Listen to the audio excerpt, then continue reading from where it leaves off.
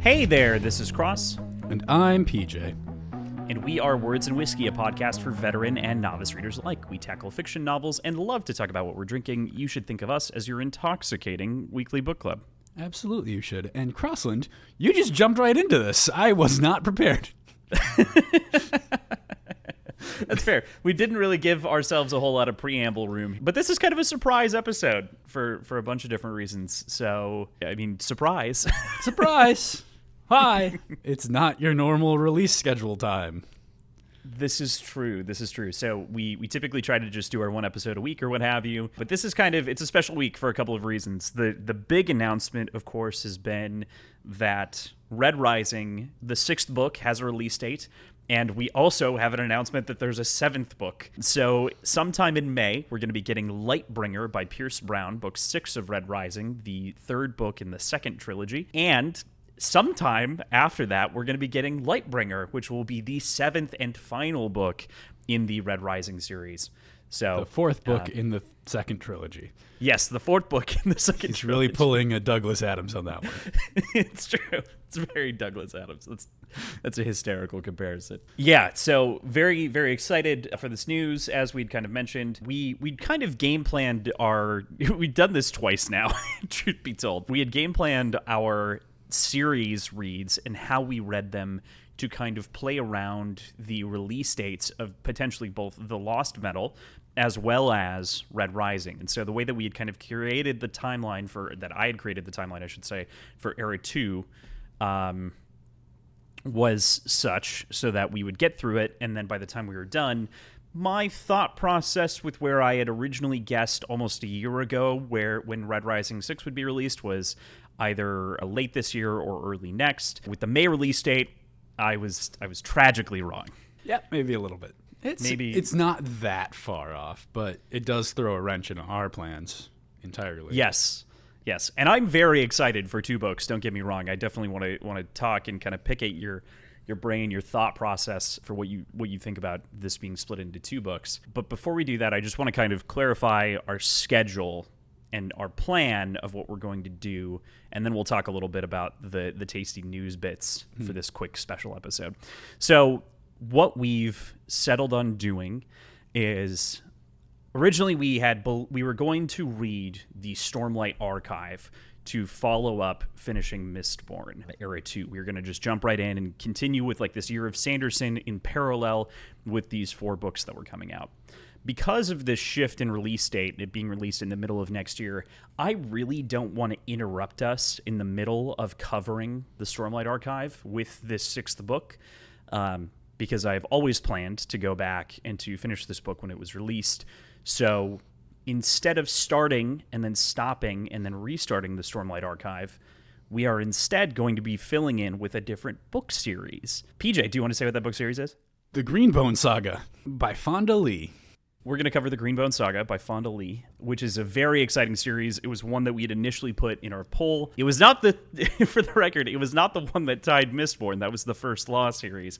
However, it was one that I desperately wanted to cover, and I think deserves a lot more attention than it's even getting at the moment. I don't know. I haven't seen any podcasts cover it quite in depth or in the style that we have, so that there isn't something that exists in a similar kind of brain or branch. And it's also an opportunity for us to try something really different. And so we're also going to be doing something really different with the show. It's not just going to be me and you anymore.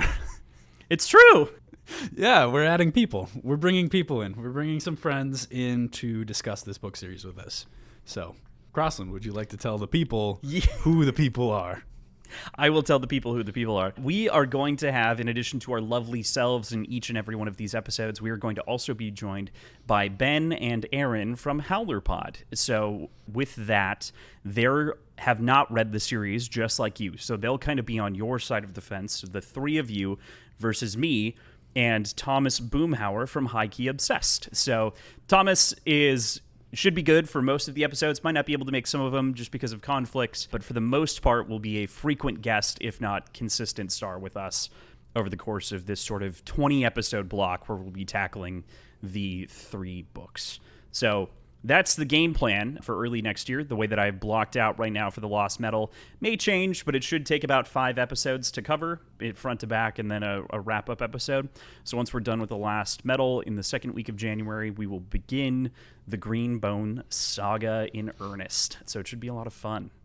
We're getting some green bones up in here. Some green bones. You don't even know what that means. You're just I have no idea. saying shit. I recently shared out my list of like my top 25 favorite books. Jade Legacy, the third book in this series, was the one that I picked to represent it, and it is. And I know we're all team anti-hype and team no hype here, but I do want to at the very least say that this is my 4th favorite book of all time. So I'm very, very excited to talk about this with all of you and get to bring you through. I know that Thomas is excited. I know that Ben and Aaron are pumped. It's going to be a little bit of a fun twist on the show. It's going to be a blast. I always love having conversations with all of them, so having them all together here is going to be delightfully chaotic, and I'm so excited. And it's a new series. I think it's a new genre for me, right? Like, it's not sci-fi fantasy. I'd call it crime fantasy, if that makes sense. That's cool. Yeah. I'm in. I think it's urban fantasy technically by designation because it takes place in kind of an urban environment, urban world. Yeah, I'd call it urban fantasy. Perfect. It's going to be fun. It's very exciting. I am very excited to be covering the series and to get to chat with you. But I think we should probably talk about the series that disrupted our plans and the one that we first covered, that the show is kind of spawned under, Red Rising, and the news that we have 2 new books. What'd you think about the announcement? What were kind of your first thoughts and impressions? So my first thought was not actually that the 7th book was going to be the end, but is going to be the 3rd trilogy. And I don't think that's actually the case, because I think there was a lot more context to it than what I actually heard. All I heard was 2 more books, here are the names, that's kind of it. And I heard it from you, so like exactly what I heard. So my initial thought was like, maybe that's starting a 2nd trilogy, but I don't or a 3rd trilogy, but nah, probably not. I'm pumped though. I think that means that there are all of these things that are happening, and they all need resolutions, and in order to not have a fucking like Bible just plopped on us, breaking it up into 2 books makes a ton of sense. So not only that, but I'm sure you haven't heard because you have received all of your information from me, but book 6 is over 800 pages. All right, so we are getting a fucking Bible dropped on us. Yeah. That's not even talking about 7. Like, what? It's pretty crazy. Mm-hmm. Yeah, that'll be big. That's a thickum, boy. Will that all fit on my bookshelf? Yeah, it'll fit in its own row. That's what I'm wondering. Will it all fit in one row, or am I going to need 2 rows for? It'll all fit. It'll all fit in one row, PJ. You've got the 4 Stormlight Archive books there. Those are each over 1,000 pages. Like, you're fine. Yeah, good point. Good point. It'll eat up most of a shelf, though. Mm-hmm. I'm okay with that. It can go right next to your fancy Greenbone Saga books. I want to get those so badly. They're very, very pretty. I own a pair. I own a set of the Illumicrate edition. They're one of my prized possessions that I've gotten over the course of the last year, and I did a lot of hunting to get them when I did because I originally missed out, and then I managed to get them. Mm-hmm. So yeah, very exciting. With that, I think I wanted to bring up a couple of thoughts regarding the series in the whole. So I think, like you were saying, logically breaking this up into 2 books makes a lot of sense because there are so many things that are left kind of unresolved, right? I mean, just looking at threads of characters, we've got almost the entirety of whatever is going on in kind of the backdrop. Apple, we've got Ajax to resolve. We've got all of the different kind of planning and schemings of Atlas and the whole thing there. We've got Quicksilver and Lyria's story going on the side where, the city, right, that was built by Gil Rostes that we have to deal with. There's just so many different threads that are spiraling in different directions. And the last book also seemed to implicate the idea that the Rim was going to be entering the conflict. And that seems like so much to try to tie together in a single book. And I'm glad that it's being split into 2 in the end here. Yeah, I think so too. But Lightbringer and Red God. Any takes on that? Lightbringer was kind of proposed and theorized for a long time. Like, it'd been the placeholder name on a bunch of different websites, and it makes a lot of sense from like the Morning Star to Lightbringer kind of tie. But Red God, what do you make of that one? Or the other as well? Like, what are your thoughts on just the names in general? Yeah, I think I agree with you on the side of Lightbringer. For me, it was totally Luciferian, and so I believed that Lightbringer made the most sense as a title. Breaking it up into two words is weird, but I understand why you would do that to keep the parallelism of the series going forward. You know, Red Rising, Golden Sun, Morning Star. You just want to keep that kind of breakup as much as possible. So that makes sense, and I appreciate the parallels there. Obviously, we know that Lysander's grandfather, Selenius, was named the Lightbringer. Was it his? I don't think it was his grandfather. Like the person that he inherited the throne from in the long term, the Morning Throne, was kind of passed down through the line of Selenius. And I think that 100% makes sense for that. As far as Red God goes, I was not quite prepared for that title. I was a firm believer that if there was going to be something else that might be released, it would be like Blood Red. And I was, in my presuppositions that we had inside of our Patreon Discord, I was of the opinion that we were going to get a little like novella or something else kind of accompanying the story. And I figured it would be from like a different perspective and something like Blood Red. Because I was like, there's so much to cover. Like, he's going to just break off a little chunk and like do it as a novella. That makes sense. But to get an entire another novel and then to end it and have it be called Red God has such dramatic implications for Darrow. Like, it does. Do you think that's a final title? I believe so, yeah. Okay. Has he written it yet? He is not done with it yet, but he has already begun writing. I believe that there was a small transcript of a section of things that he had said that was recorded and kind of released. It was something along the lines of like he's very close to being finished with it, but not quite done yet. So, okay, gotcha. There isn't a formal release date yet on Red God. I would imagine they'll be split apart by a year. Some people are supposing that maybe it'll be as soon as 6 months, but I think I doubt 6 months. I think I believe a year. Yeah, I could. Then again, how much of this has been planned from the start, that he's been doing like the groundwork for both of them at the same time? I don't know, man. Like, I don't know.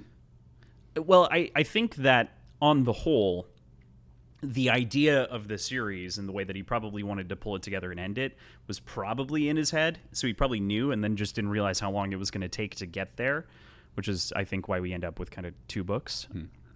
But yeah, I'm not 100% on the rest of the conclusion. It's a tough thing to work out. I mean, it'll be a fun thing to see unfold over the course of the next year. Yeah, it's going to be exciting. So, with that, I want to just any other thoughts on the book announcement, book release? I don't think so. Okay, cool. With that, I do want to mention we have all intent on coming back and doing the Stormlight Archive after we cover Lightbringer, and that will be the series provided we don't have some crazy announcement happen in between. As such, like if book 7 comes out within 6 months of Lightbringer, we'll probably just go right into it. The other thing with the Stormlight Archive that this will let us do is it will let us more closely align with the release date of the 5th book in the Stormlight Archive, of which is going to be coming out in 2024. Can you imagine? It's 2022 still, and we're planning what we're reading into 2024. Yeah. Yeah, that's true. That's kind of cool, right? This is all supposing we don't get hit by a bus on the in-between or we will. anything else. But if you know anything about our planning, plans change. But for the time being, the plan is to go do the Greenbone Saga, to then go back to Lightbringer, to go to Stormlight Archive, to go to Red God, and then the future is ours. That's a good amount of things. Yeah. Yeah. The only other thing that I wanted to make sure that we kind of maybe clarified is we still plan on reading the books for the Year of Sanderson quarterly when they come out. The plan is still to follow along with those for short pours as they come out each quarter. Yes. So a little bit less like digging super in to the detail of everything, but we're going to try to give it as much attention as we can. Mm-hmm. Yeah. I think it'll be good too, because it'll be a nice break from Brandon Sanderson. Given I know like a lot of our listeners that followed between shows read all of the books and have read and continued on to read Stormlight Archive and things like that, and now us covering them at the pace we do meant that they're like, oh my god, this is like 3 years of me reading Brandon Sanderson. So it's nice, I think, that we're getting a little break in, and we're kind of doing this in an expedited timeline. You know, effectively 5 months to cover the Greenbone Saga, and yeah, get to have a bunch of our close friends on. Very excited. Yeah, I'm super excited. One last note. In the mail yesterday, I got some playing cards. Woohoo! They're really pretty. They're really, really pretty.